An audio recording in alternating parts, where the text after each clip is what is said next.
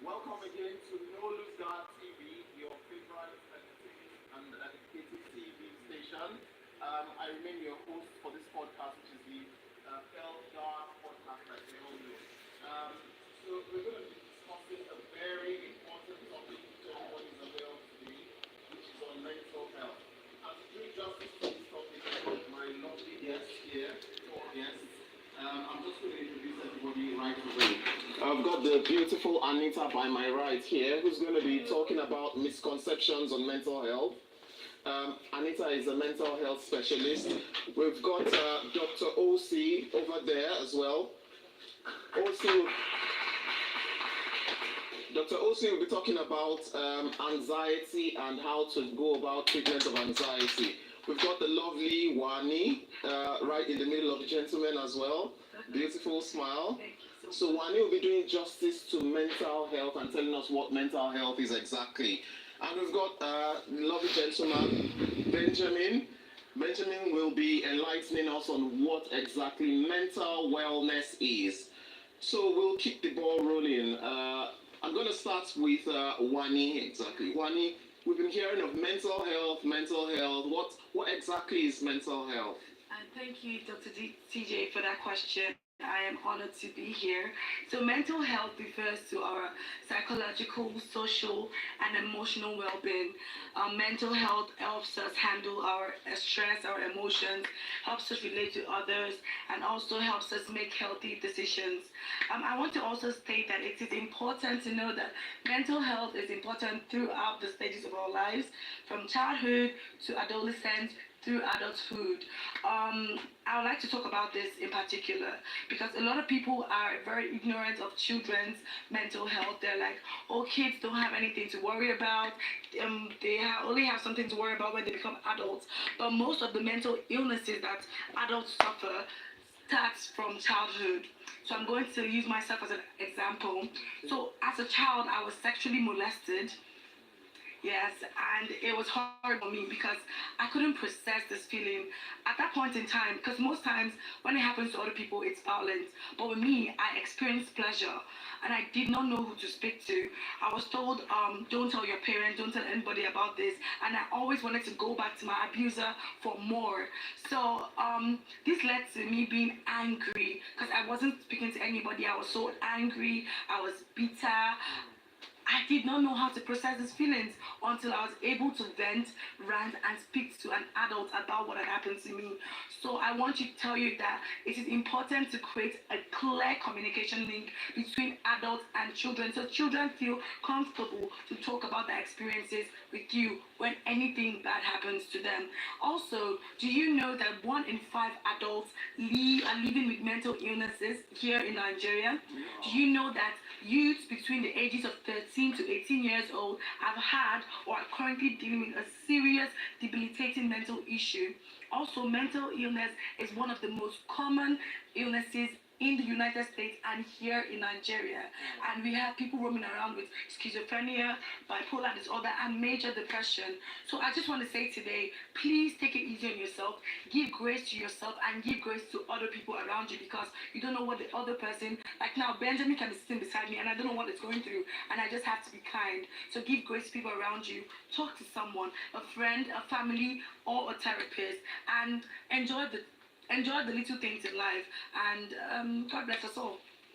Thank you very much, Wani. Yes, thank you very much. Thank you very much for that one. That was quite insightful. Thank you so much. Right, so I've got the live feed from our socials popping up, and I've got a question for you, Wani, but I'll be with you shortly. No problem, Dr. TJ. So you mentioned that mental health is quite common in the US and in Nigeria. Yes, sir. I think a lot of people think the opposite, that it's not as common in Nigeria. But I will come to Anita and ask Anita that. So Anita, there are several misconceptions, right, about mental health. Can you just tell us about the misconceptions of mental health? Of course, I will. And but just before I do that, the thing now is that a lot of people disregard mental health. Some people even think it's not real.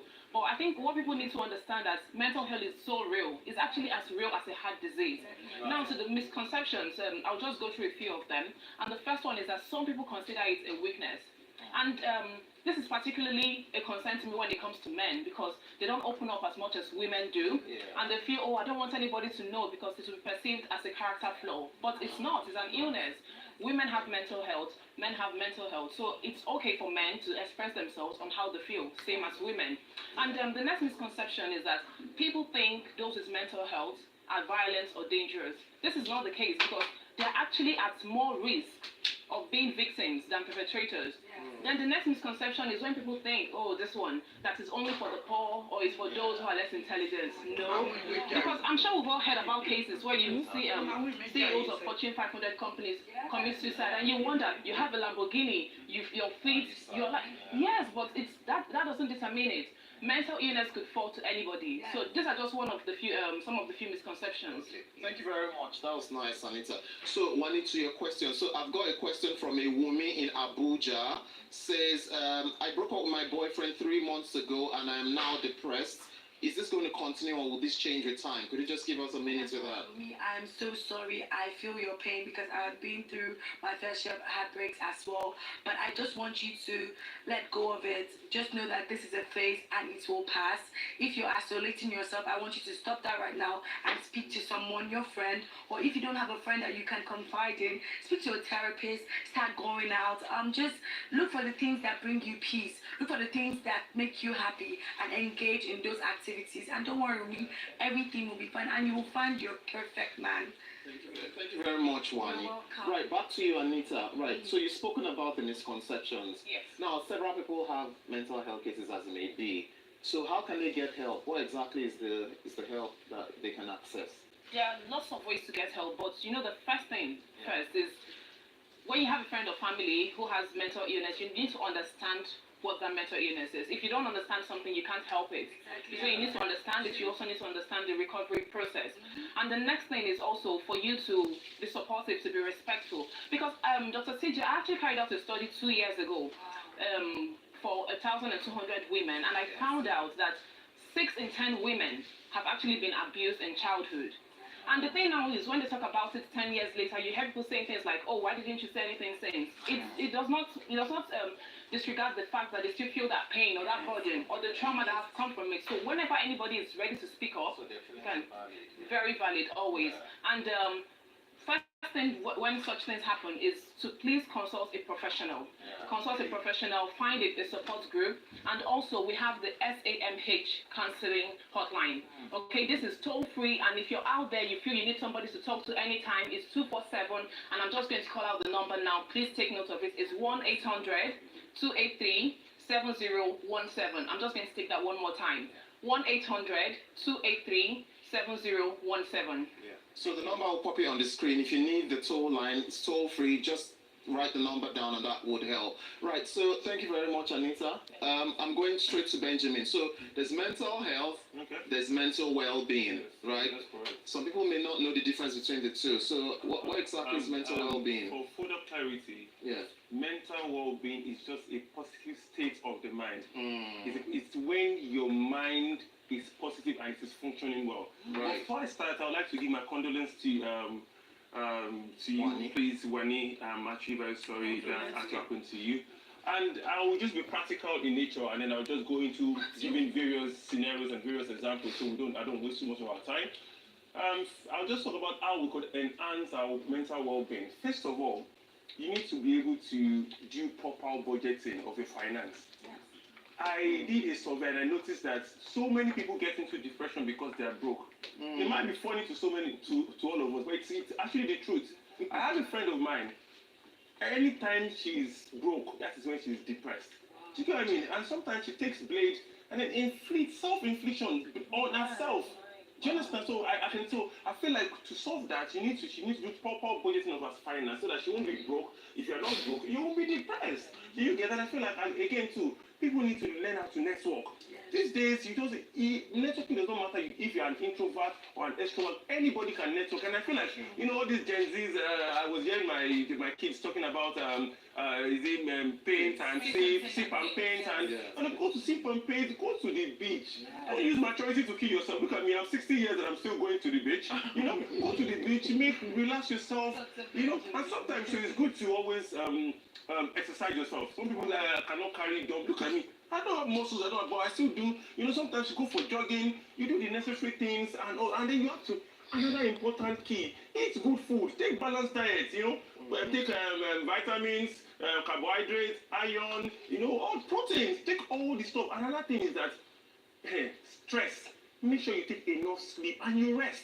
Because if you don't do that, it is going to affect you. Especially using Lagos as a case study. We all know how Lagos can be. Leaving your house in the morning and getting in the night after work and getting after 4 hours, 5 hours. So sometimes you can even sleep in the Uber or sleep in the bus. But please, don't pass your bus stop. You understand? So you need to do all these things. All these things, put them into consideration. You will have a better, your brain will function well. And some people sleep for 4 or 5 hours. Take enough time to sleep and then have a purpose. Join a community.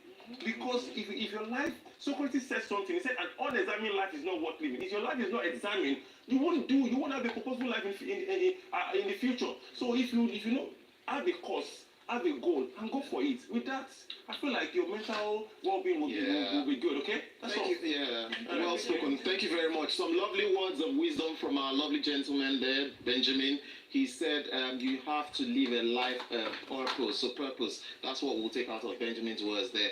And quickly, I'll be going straight down to Dr. O.C. We've got so much to give us, but I'll start with a question. So this is from, incidentally, a gentleman called Benjamin in Lagos. So Benjamin says, this is directed to Dr. O.C. Says, I've been diagnosed of anxiety. I don't understand what this is. What exactly am I dealing with here? Could you just help this gentleman? Okay, first of all, I'd like to greet everybody on the panel. Dr. Anita, I'm a big fan. I read your works on the myths and truths surrounding mental health.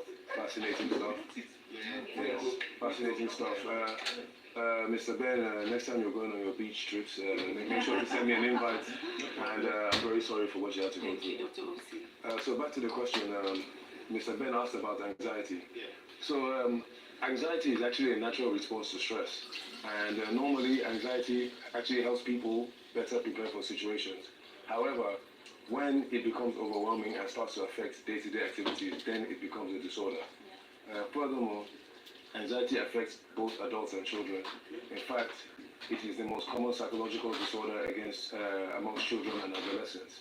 And speaking of adults, a Singapore mental health survey conducted in 2010 showed that 100,000 residents 18 years and above have been living or had anxiety disorder at some point in their lives.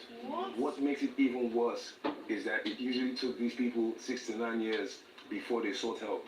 So to buttress the points that some of my colleagues made earlier, sometimes people don't know they have anxiety or mental health disorders, and even when they do, it takes a while before they accept it and seek help. Right. Yeah. So you did mention anxiety disorders. Yeah. So they're diseases, right? Could you give me a few types of anxiety disorders? Okay, so there's several anxiety disorders out there, but I'll just list some of the common ones. We have post-traumatic stress disorder. We have general anxiety disorder. We have obsessive-compulsive disorder. We have panic disorders.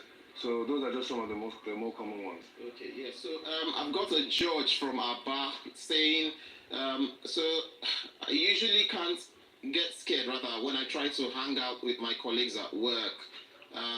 So what exactly am I suffering from? Okay, that sounds more in the social phobia category.